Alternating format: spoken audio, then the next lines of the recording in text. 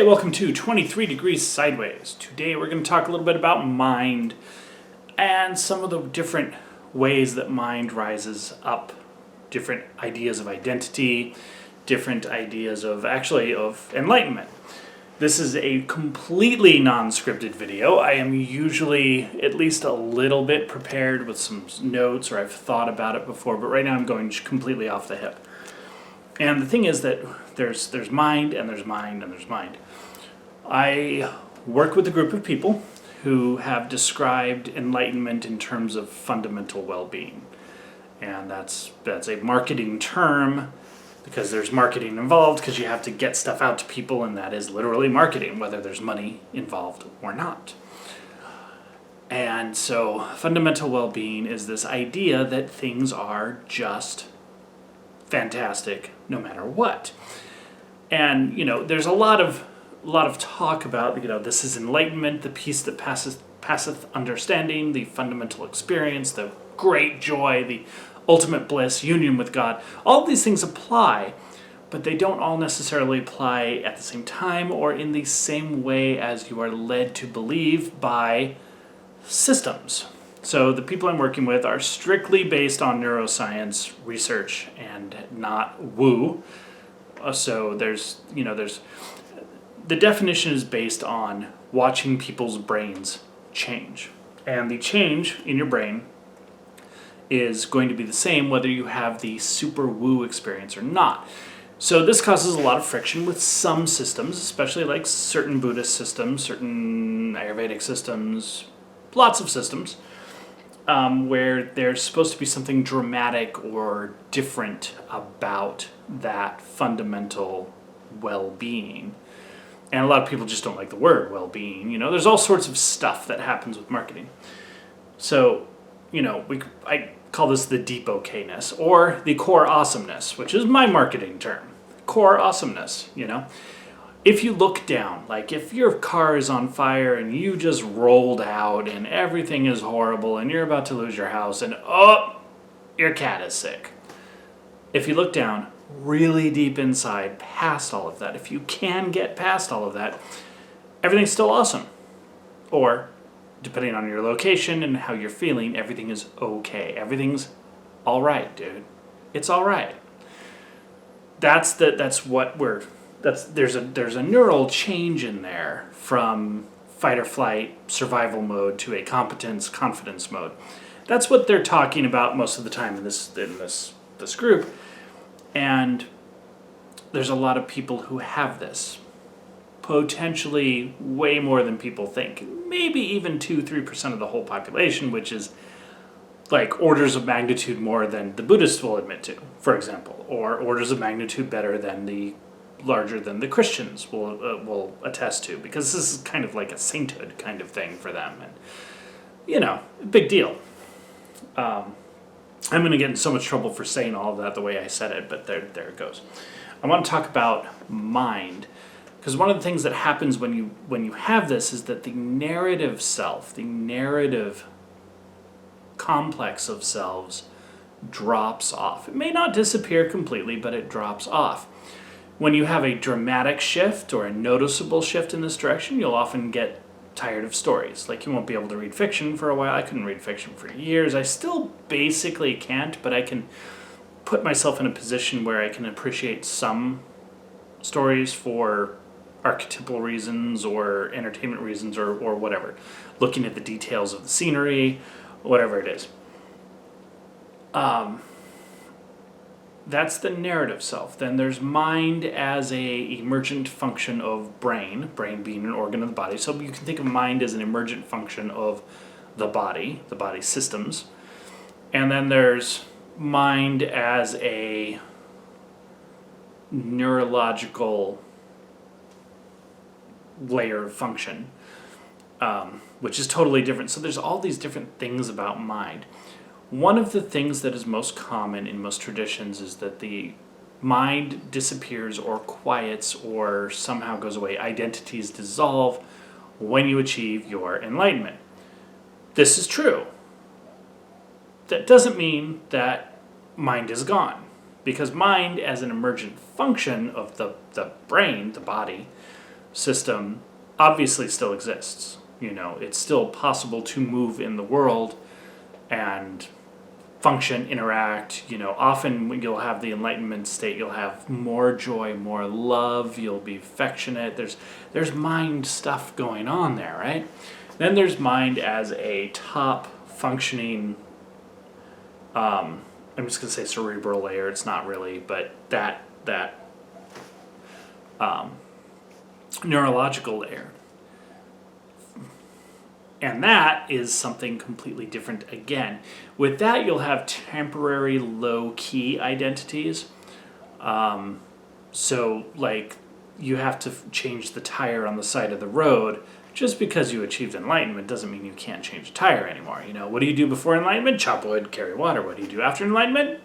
Chop wood, carry water. It's just different, right?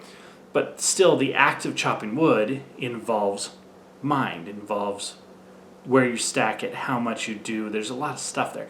You may not be as aware of it. You may not be as worried about it. There's a lot of release and peace and glory and wonderfulness in it, but it still involves a certain type of mental activity which has a positionality, at least in regard to getting it done. So if you're changing your tire on the side of the highway, you have that aspect. You have an aspect of your mind that has a kind of a temporary self sense, or an episodic or a situational sense of self for performing a task.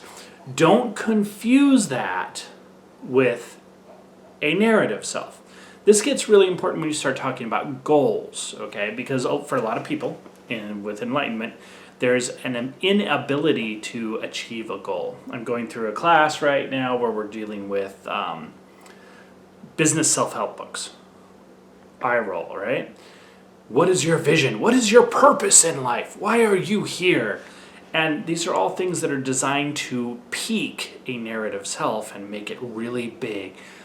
But it doesn't have to be that way. You can use that so that this mental perspective section of your brain function, your neurological function, accesses these things, these goals, these ideas, the idea of a vision statement, and works with it without pushing yourself back into a non-well-being state of having a narrative self.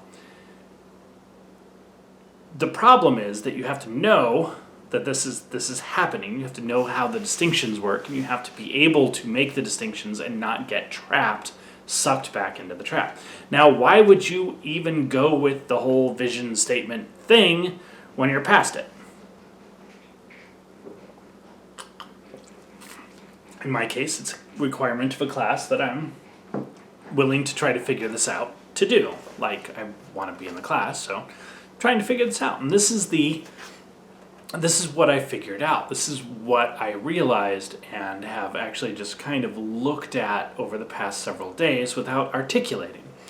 There's a mind aspect, a top-level mind aspect, and that's the big part. Okay, minds have different aspects going through evolutionary neurology, and the big one is the big brain, right? The big one part, and that's the mind aspect, okay? That is going to have some sense of identity, and that can have desires. Even if my awareness of myself and my existence is totally fine, and most of the time I am so totally fine, I don't, like, you can ask me which sauce I want on my meat, and I'm like, I don't know. I literally don't care. Literally don't. They're all going to be an experience. No identity, no identification, no preferences. But the mind itself, this aspect, will still have some programming, some preference.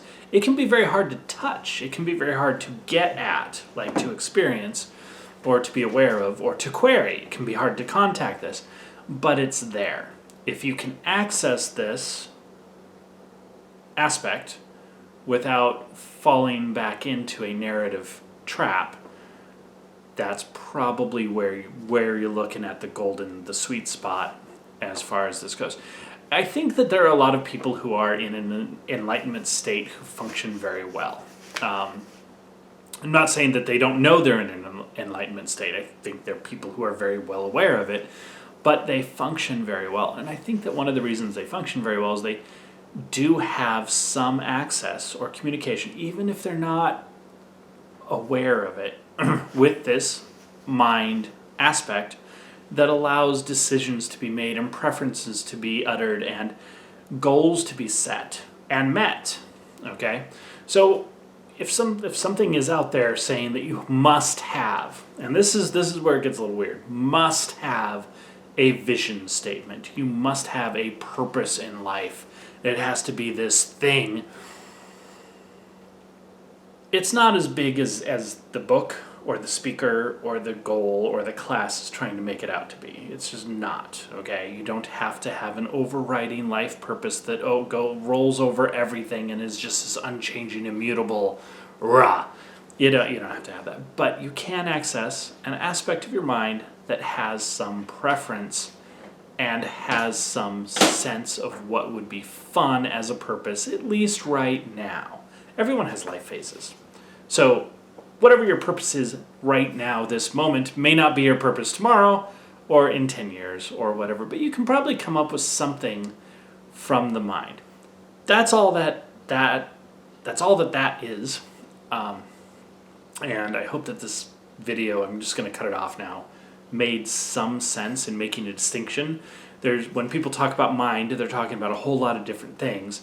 And in this case, I think separating out that functional aspect of the neurology from the trap of the narrative self, which is always very judgmental and negative and bleh, I think separating that out is very valuable.